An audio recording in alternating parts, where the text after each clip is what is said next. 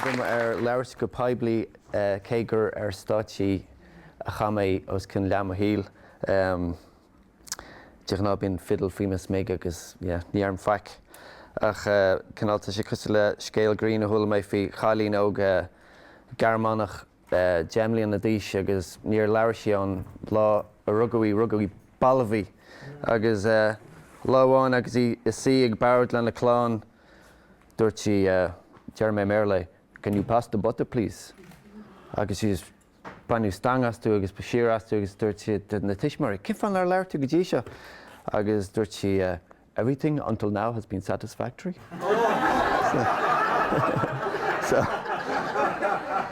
So you know, ní héana gohfuil nach bhfuil rudí satisfactory ach you know, tagan na hamani seo agus so nuair hiúirm leirt cinál smíonna céide well just leabhar mé fan my híal is dócha agus an cinál an thuras a bhí am go dtí seo agus rá ábhar rilumm atá rilumm le gairid réchamanna cinál an gád an alíontóir an baile ágáil agus an táhacht a bhhaineann le taistil agus an dain móra eáil ó híomh ólas agus tuiscint carta bheith agad ar de hír hain go háirid agus ceapam go bá agus de alíontóirí agus de Ceoltóirí go háirid tá mo ceappa tá Kíla leis an bhrása le nach nanítear an falsaní Somáile nó lehetí agus you know so rumsa mar Ceoltóir gairmúil ní mórgham taistil agus is really nuair a déalamuid as éideann ar bhealach a tháinig cinál a doscail na scíthain ar bhealach. An dara rud eile ceist mhór is dócha ceist an chinne déana na cén fág bhfuil muid an seo you know ní na rudí beagat mé fao chabaide legam. Agus na híomh seo an rud is sprág an uaireantí fecinn tú cinál you know quotes ó dhuine cinse agus bíonn siad an distilling a dhéine ar you know ar argóint mórta de chléigean agus tháinig mé an quote ó scríbhneoir Americánach Frederick Buechner agus siad a dúirt sé sin na purpose is the place your deep gladness meets the world's needs. Agus sa ceappa goil sé sin fíorthábhachtach ó híomh go beirtear muid agus bhfuil talan éanaach agus unique agin ar fad agus really an chuí dóachtar muid agus an choras éidechas mar tá cinál ní musclítear ach fíor anmh an potential atá uning mar agus muid óg agus an sin fion am ágan muid an scoil go minic cinál tá daoine a dhéanann go meas a scoil agus tá daoine eile hitin ar latíomh nó airíonn cinál airíonn siad defeated go minic tríd an gcóras sin agus ar bhealach tá mo ceapar tan choras éidechas ar bhealach cinál cos leis an crushing the butterfly nó bhfuil sagad agus tá mo ceapar go rudí fásaí ó hin ó bhí mis ar scoil agus like chumé go dtí like táhain na scoileann ag busa dtí ach go bunús ó ceappa go mbeadh an domhan a bhád níos sunna agus go mbeadh a bhád níos lú teannas agus míthocracht agus cogaí agus chuileadáin dá glaoch daoine leis an rud atá gardóibh an rud a dhéanann sunna iad agus cinál tá sé cinál programmed uning ón ar éidechas gur cinál nach féidir leat do bhringláidí nó de aislingaí leannacht agus gur cinál fúil dearm atá nó gur agus ní bhain sin ach nach féidir leat é amsú agus you know so ní aontim leis sin a churbe agus tá ceappa gur cinál siad atá ionad an talan sin agus an rud tá tarintseach duit tá sé cos le Magnus agus gur sin compass point sin an lodestar nó sin an réalt thua atá agin ar fad agus is an sa sin a cheartang ar fad a bheith ag seola. So is dócha cé mé hain, cé leisú mar dearna muintear Conn Iomaire. Is ahar mé, is mac mé, dúthar mé, fear céile, Ceoltóir, Commodore, agus is scoil mé. Nis thug sé carcha bliain arm really hiiscint gur gail mé. Agus ní téirme a chlisin tú go minic an agus tá cheappa bhfuil canál is téirme beidir seanaisinta ar bhealach é nó tá trúlaithe leis an stair ar bhealach. Ach tá rugam le Cliath mé sa tús na seachtaidí an ceathrú duine de heisir Cúinne. So bhí neart a gin agus tréinál maith chlán mór bhfuil sagaí. So an tréinál is fearr beidir. So tógaí le gailge mé im le Cliath agus dearan daoine sin, suir scoilgar tú agus tá cinál druch bheas agam ar an dearma gailgar. Tá mé cheappa gohfuil sé gur busca cún contarteach agus neodrach atá an. Canál agus ó híh canál tá sé simúil mar tá leagan nó marbheach míú folklóra difriúil I bhfolklór aber an gáilteacht an focail gailgar tá canál siad a chialann sé ná nar mena sa fothéigs siad tá chialann sé ná obscurantist duine seanaisinta dígraiseoir zealous nó fundamentalist nó an sin tá canál an chial eile an ná le trua na uisíonn in íon na féine. nó báildún léigean mhuire nó díal trua go bunasach. Agus an sin aisteach go leor sa ghailteacht siad a chialann gailgear ná straintear. Fólamór teanga agus díal trua. So cinál so mar sin tuigim inis nach gailgar mé is gail mé cosú le Francach a leabharann Frankis. Agus tá cinál deailte idir éireannaí agus deanga agus tuigim bhfuil cinál rial beidir go múla clog inis agus nach féidir le leabhart faoin Ghaeilge. Ach rumsa mar Ghaeilgar fásaí aníos im le Cliath hiag mé gcónaí gur rud cinn difriúil faoin mchláinte agus faoin heachsa agus nuair tá tú óg ceapam siad na rudaí tá difriúil fút is cinál is cúis náireach tíad go minic agus seachas dá hine éiríonn tú tuigeann tú go na rud a bhíonn rá tú náirí futhú agus tú fása níos sin é seoda tagad sin é éireacht bhfuil tagad. So is cé as muintear múid. Sas Conn Iomaire ma dheada agus sas chun létrama mo bháthair agus tarlann sé gur tógaí le gailge mo bháthair freisin a chun létrama rud tá as an gnáach is dócha cé gur cuimhin luma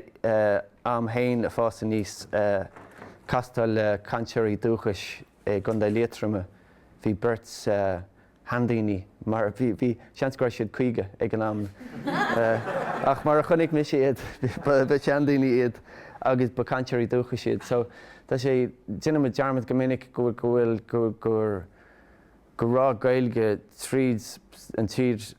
ar fad agus gur le gairid le fíorgairid ó híh agus gáir ó híh léráidí a bhí spáin treibhreaing nuair smaoinú tú ar le chuige bliain fiú ghfuil meath umlan tarlaí ach go bhfuil sé go gáir sin wein agus nach bhfuil éon fá nach meach sé roin amachchanse. So chaimid an forward am leinta siide I gconacht cuirte mo bhamógus mí aideó létrama nó Conn Iomaire an áring nó a campáil a gunda bhío nó cabhar thuras go Cúinne freisin agus so cinál tugann sé sin dearcha dhifriúil chuit ar an Ceoil nar hagann tú ráis chuig a conaí tugadh ar an garrig roimh mé im le Cliath sna brúchbhailte agus Rishelum, tuigeann tá is cuid tarlann sé gur cuid do éireachta ná go bhfuil tuiscint agam híal na tuaithe agus híal na carach agus freisin tuigim an dailt atá idir agus míthuiscint idir an dágdram agus ní héag bhfuil ceart na mícheart an ach rian déal an freisin go bhfuil an túfas náire a baint leis an dearcart ag muintir na carach muintir na tuaithe agus tá cheapar gur chuid an stair atá ó híomh buchtanas agus i ggéalú an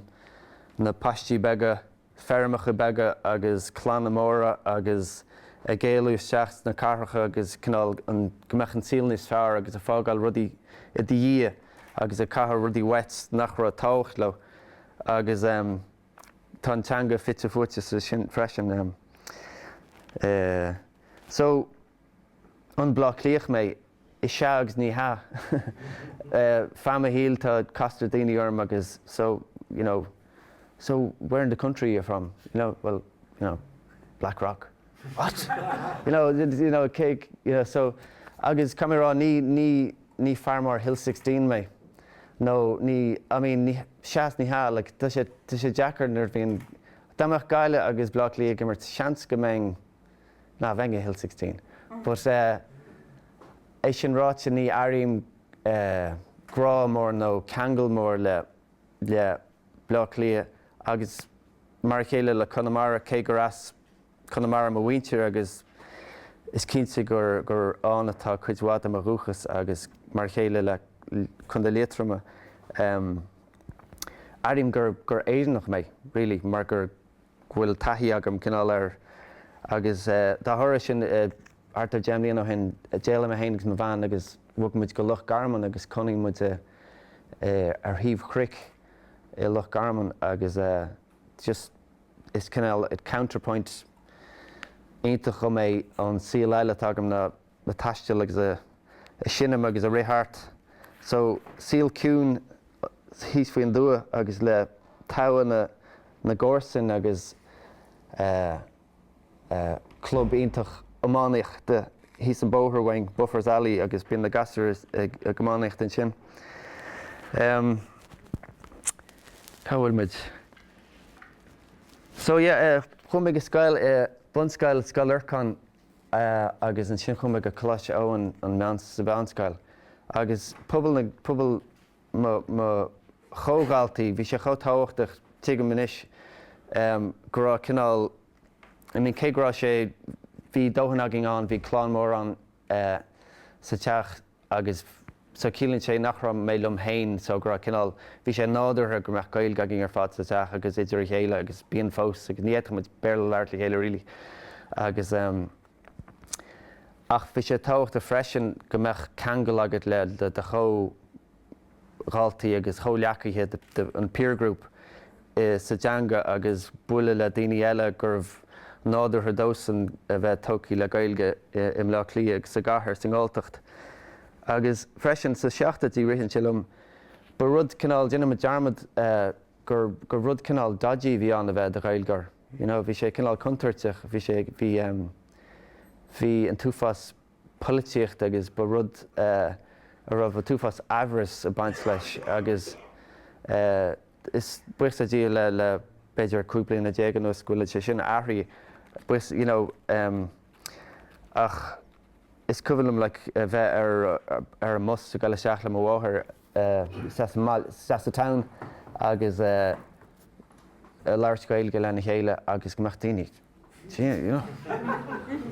Agus le grána.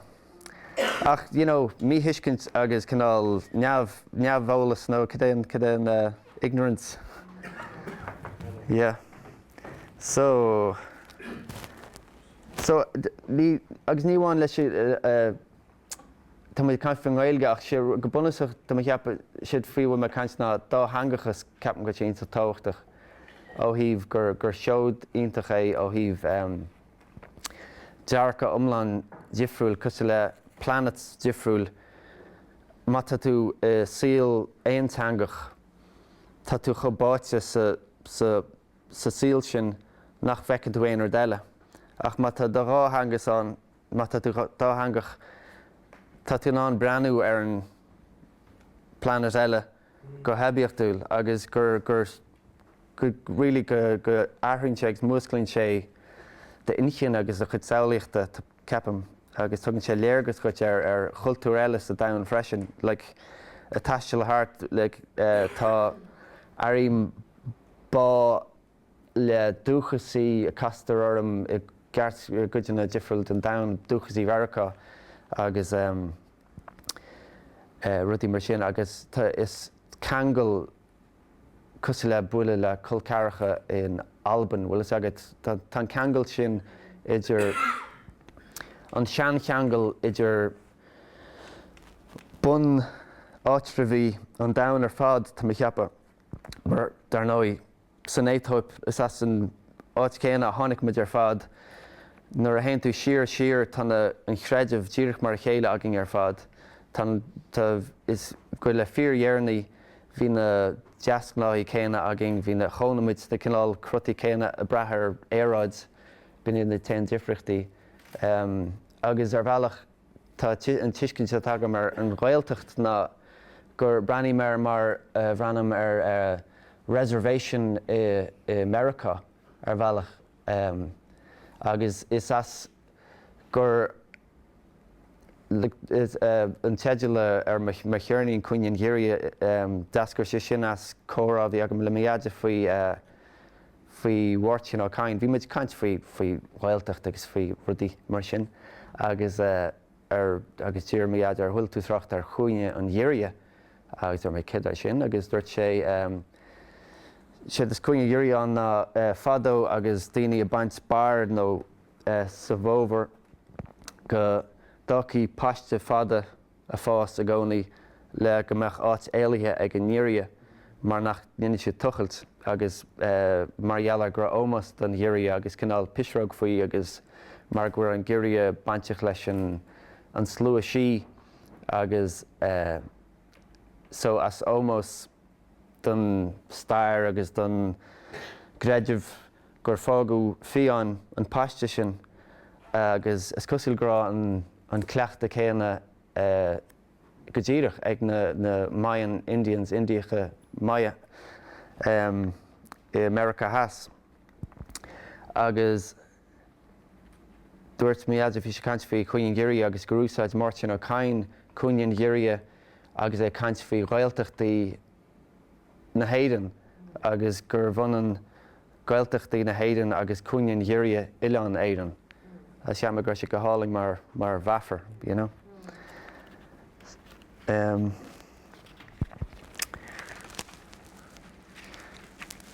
Yeah, so bhí trácht ceoltóirí agus daoine simúla trí an teach seagaine mar gromaide im Lá Cliath agus bhfuil sagad muintear iarthar na tíre. Ní higann tú agus mé smaoineh ar le seachtain únas nuair tá de chonaí Lá Cliath is fear anmh nuair smíonn mar tuiche eile hart a meach daoine le dúchach daoine ar cuairt acu le a meach gaolta a fannacht le ach sa teach seanga bhíh cinál trácht a gcónaí daoine teachta agus gimeachtas airfortanna nó teachta seach ar an inú léide ar mád a sasanna nó i gimeacht go sasanna nó so síl na nimmercí really agus a daoine gceitilt go America agus áiteanna eile agus so bhí ceoltóirí agus óránaí go háid muintear seanóis a fannacht sa teach agus chuir sé sin go mór le má haibhras ceapam, haibhras ceol agus is as cinál tá an dáthíomh sa gláán is as cinál tá cúlra ceol clásicach ag mo bhama agus cúlra hanóis agus ceol rúchasach ag mo dhéide agus hain mo bháthair agus mo bhamó an bhaidhlín freisin so agus sheineann an gang ag sheineann chuileanna uirlís nó canan muid so ach so tá sé is cinál ar bhealach cinál hybrid nó tá ar cúpla bailach go bhfuil tuisce deag dóla mé ceol clásicach ó íse seacht agus ag an dám céanna dóla mé portainna agus neadagstáin agus ceol gailach freisin agus ar bhealach cinál tá sé simúil ó híomh right brain agus left brain activity, you know, agus tuigim da hinne airim gur duine right brain de tá mé, is duine fisiúla tá mé is se mé mar hampla you know, tá allergy agam do manuals nó you know, dheoch mé píosa nua technoliacht agus tugann bus leabhar mór leis agus just leathnach a dó just you know ach an sin just má haspáin an duine cinint rom cecha eibreú níos oscailm rud a fádrum so is cinál mó fólama é sin agus so caiint gáil siar agus scoil, I mean chum go scoilearcán agus bhí siad iontach agus bhí tabhain na mútearí an agus bhí fáilsúnach iontach sa scoil sin agus a gColáiste Eoin freisin go háirid ó híomh an Ceoil agus is an sin casú lads Kíla orm cé go raibh cuid acu cuidmhacha do snodís agus chuilead danmuid I dtithe chéile cóise me héin agus Russ agus Rónan so bheith muid fannacht do dtithe chéile isteach amach agus so is an sin bhna muid Kíla agus an 1985 86 beidir chuid isteach go shráid Grafton agus thosan muid sinne mar an sráid agus go ag an am go bailach iontach aige de chruinniú gur tabhac bhfuil is agad agus tú ise 15 agus dúil sna feags agus ach cinál bhí rudicíns iomlán orgánach agus nádúrtha faoi rudicíns ribh sin ba cinál ceachtainna ceoil agus fólam irimalta bhí an agus an sin go tuban is rud eile tá an agus bíonn cinál tapú nó quickening a hárlaíonn nuair hagan daoine le chéile agus tosaíonn smaointe agus cruthaíochas a gceitiil tart agus so ritheann tá Kíla tá siad sé 5 bliana ficid ná mar sin ó bunaíodh Kíla agus d'fhoilse siad leabhar faoin san na faoin fad a cumú le 5 bliana ficid agus mar chuid an leabhar le Green Grafton agus dír siad ar na daoine a rapáirte acu i gCíla píosa chuir leis a leabhar nó cinál alt nó leathnach a scríomh agus so seachas rudicíns píosa prós a scríomh thucar mé sruthaíonn smaointe agus seo tháinig chuig go menú réchama so agus siad an mé chuisís ar muid a fada sí I gceistin in uachtará agus sin bin é tíad nodaí agus an sin a bug as sin go muid del go an íor-ghearmáin ar chamachúirt agus muid 60 beidir agus a gcail ar I mean bhí tuismar iontach agin gur scoil siad chun na ghearmáin muid ag níomháin sin ach bhí muid gailh ag féile dearad seachtainna agus thucar muid gail seachtain lua rih an am agus agus níor aon dídan nó feic agrithe agus so landal muid well sular landal muid fiú bhí muid an áiticín sa ghearmáin lárna híthe tar éis cinál fi ceúireach le go chatha ar bhád sasanna tréanana thug fan Holland an nuas agus bhí muid gail go bán san íor-ghearmáin ag an am agus a lárna híthe tháinig an fearna decades a cuirtú an decades wein agus níor a rónan an agus a brandar passport freisin agus níor a rónan an teachta ar passport agus bhí muid gail rónan kid galib so bhí sé so stop muid an áiticín agus bhí sé bhí fearna decades chun an rónan a chur an trein so thucar muid well camuid fannach le chéile so léim muid a fád an trein so chaise amach ar an platform muid agus Jim an trein agus sin brenn muid teart ar hiigmuid gur bhí muid a ban so murcha cathúach ar nádan muid fech muid bailí níl sam cameach muid agus as sin chamuid an chéadaíthe ar a colla i Norris siúpa agus load mór uirlaisí agus rucksacks agus agus an sin bhí druch ihe an mar casú neo-Nazis oring, agus bhí sé cos le Michael Jackson thriller video a le daoine daoine stráide a teacht mar bheith cinál zombies bhfuil agad a níos go tuban mar fullbhíonn an chathair agus ag nuair dhúnan na hifigií ar fad agus so as sin bhí foréigen an a bhí muid tréis léarmór chuig féinnechaí a thuirtling ag an am mar gur an chuig féin go raibh sé an sáis céine le Marx. So déta de chuirteach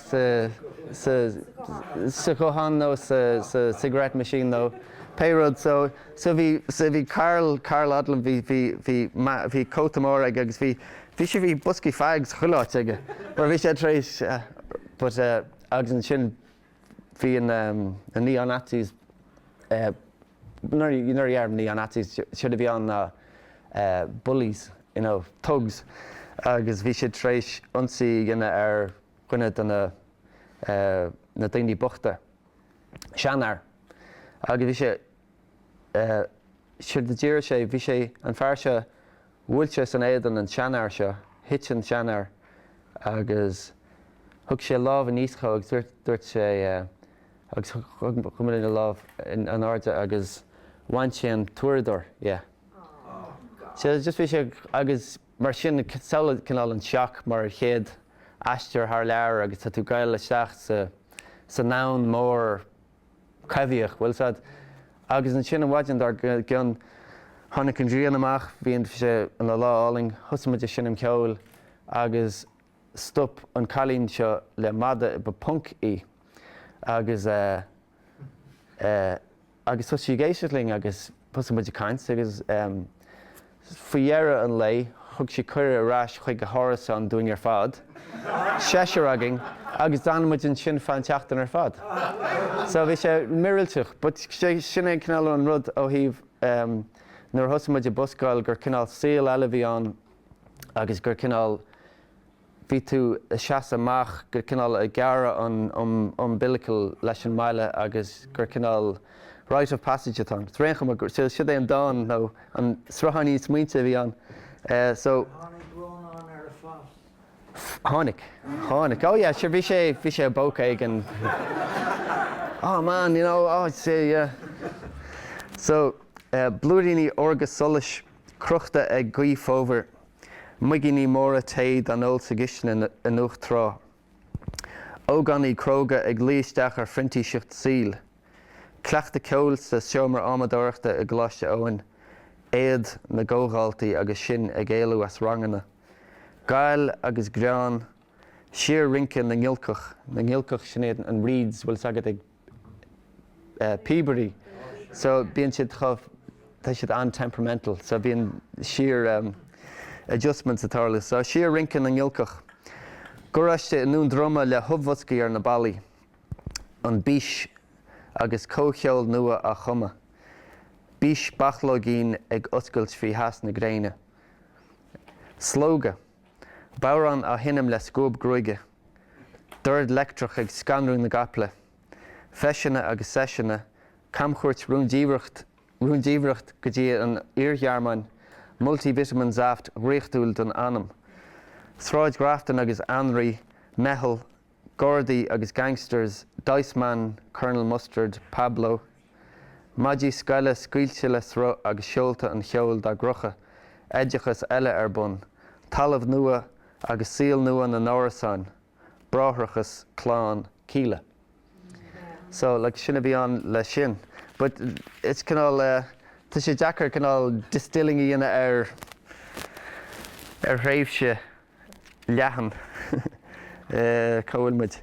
Yeah, so sinna bhí an nuair chumuid buscáil ba cinál tá tú ar sráid agus go tubann tuigeann tú go bhfuil daoine áirde anan nuair hasan tú ar sráid agus feiceann tú daoine teachta agus gimeacht aíonn tú tréis tamil na pickpockets, na strípaí, na halcólaí, tá ecosystem ar fad an sin agus scunna naoine iad ar fad.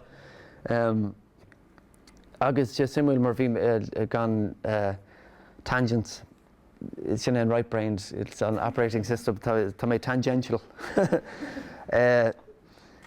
Bhí mé ag Marshall, bhí Marshall an bliain nach hin faoi na industrial schools, agus faoi an músáid agus bhí agóid mhór an agus teach le chéile tíb mud an dáil. Agus casú an fairse orm a bhí sé caithe tíléine the boy with the broken arm, agus danna mé but Kevin an tanna bhí agus ba duine den lads a bhíoch a ggóil cider agus muide a buscail. So go tubann hiag mé cool scéal Kevin. Well is agad agus céir de hála ró, céir de thug go dtí an sráid agus bhí tá sé beag beithíoch fós agus déanana go hiintach. Ach cheap me gur sé simúil rumsa gur hiag mé go tubann agus nach ra gá éonar de rá adring ach gur hiag muid chéile agus bhí sean simúil anyway. So sé de bhí sa muscail agus síl an sráide na bhealach éalú leis an circus pug áil agus tá mo cheappa go sé mar chéile beidir de aisteir nó de gur cinál is cuimhnam le ís chuideag an nuair a thusa mé buscail just níor chuir mé níos mú suime is sa scoil a churba mar ní acha mé gur a fiúnta san agus cé gur an mé leis agus cha mé bliain san ollscoil agus rudí mar sin. Ach tá sí simúil cinál an dearcha faoi Ceoltóirí fós nuair nó beidir well fós nuair a castar daoine ort go minic agus i bhíonn siad chuid céir daoineann tú teart bhil Ceoltóir mé. Agus cinál fecinn tú an cinál fecinn tú an so bíon coupla de eiceir tú gail thart cinál bhfuil fásta tú suas lácins nó beidir ceart is real job nó nuair se ach agus freisin séir atá an daoine an reaction eile tá an éiad agus ní droch éiad ach cinál wow bhrálam sa sheineann agus sinna tá a gceiste go leis an rud the purpose of your world is where where your deep gladness meets the world's needs agus sinna a cheapam maidir le sin go bhfuil an compass uning ar fad. So ar áilm an sin go dtí sa muscail sin casú léir mar Ceoltóirí Éireannach agus bu cinál meitheal leathan le fiche Ceoltóir iad faoi anam Kíla agus bhí leithéidí Mick Christopher, Glenn Hansard, Mark Dignam, The Pale ag neart eile Ceoltóirí an agus an sin níor a Kíla déanana mór an 19 agus bhí mise ar an ollscoil agus thusan an banna de frames agus thuchar mé bliain a thugáil tír an ollscoil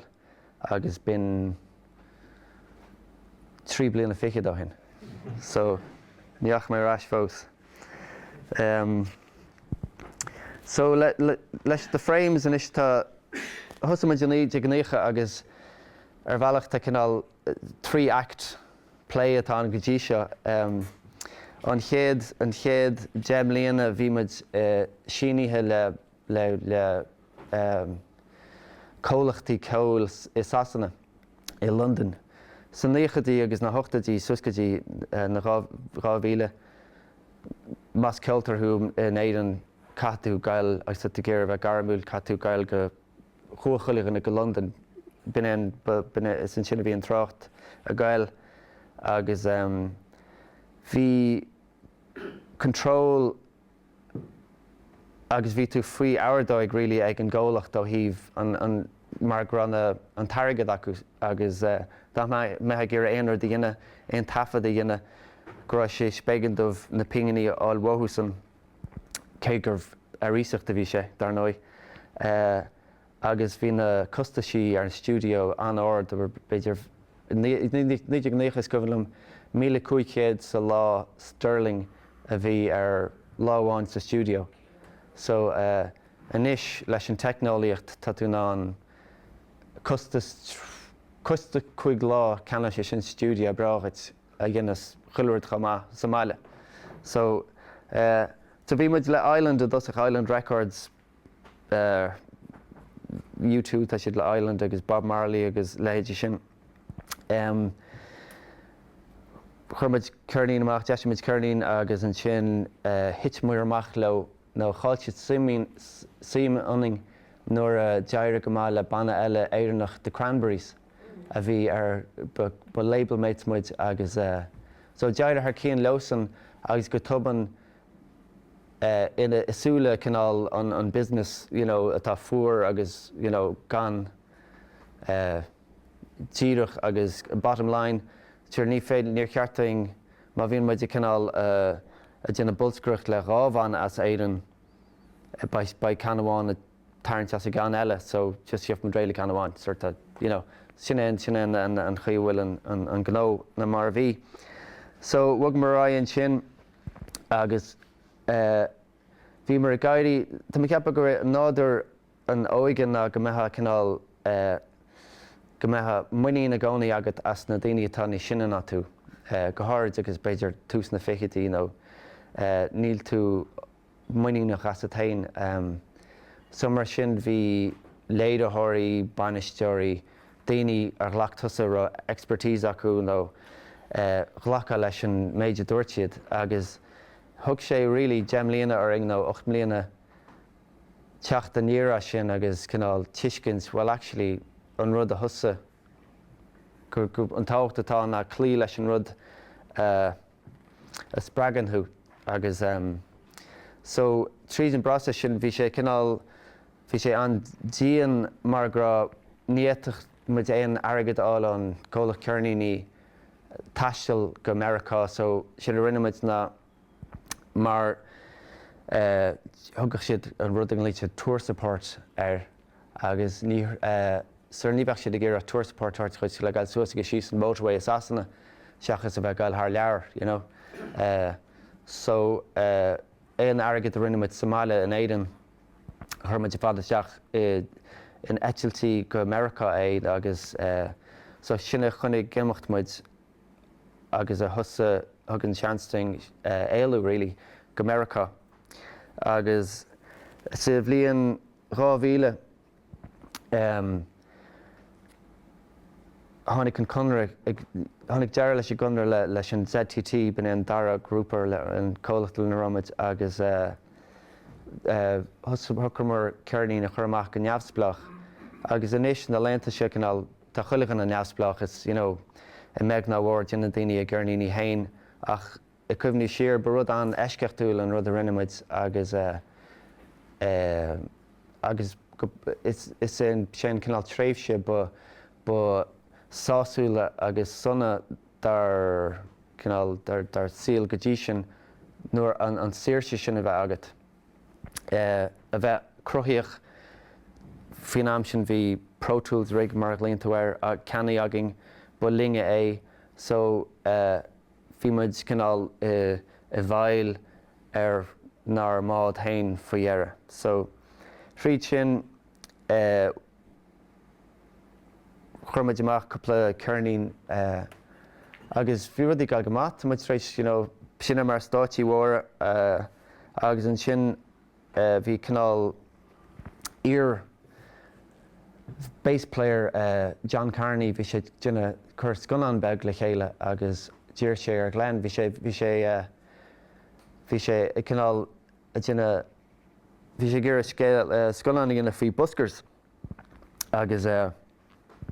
bhí sé chun Cillian Murphy a chur sa brí fort agus bhí sé dhéanana ná fáil scéalta buscála Glenmhaith agus just canál chuna chuirlan na script agus sa deire dúirt sé agus sin dúirt sé beidir gasú coppla órán chu déta mu dúsá sa sconán agus an sin nírá Cillian ar fáil agus an sin si gléanna fuair an páirt agus an sin grú siad Oscar agus an sin an tríomhacht. So le 5 bliana nuas beagnach tá an canál an Harlan Swell season a dosach Oscar just thuras fián ó híomh léargus an himúil ar Beatlemania nuair a haiscíonn tú agus aber áiteanna cos leis an córa has agus America agus feiceáil an tionchar a bhíonn ag celebrity ar dhuine agus casta le celebrities iad hain agus bheabair i Los Angeles agus a thuiscint cecha míthonna atá an síl sin agus cecha míthocr agus go bréige agus ní nach bhfuil daoine áling an freisin ach go bhfuil sé cinál bunaithe ar hada go bunaach make believe, you know. So an rud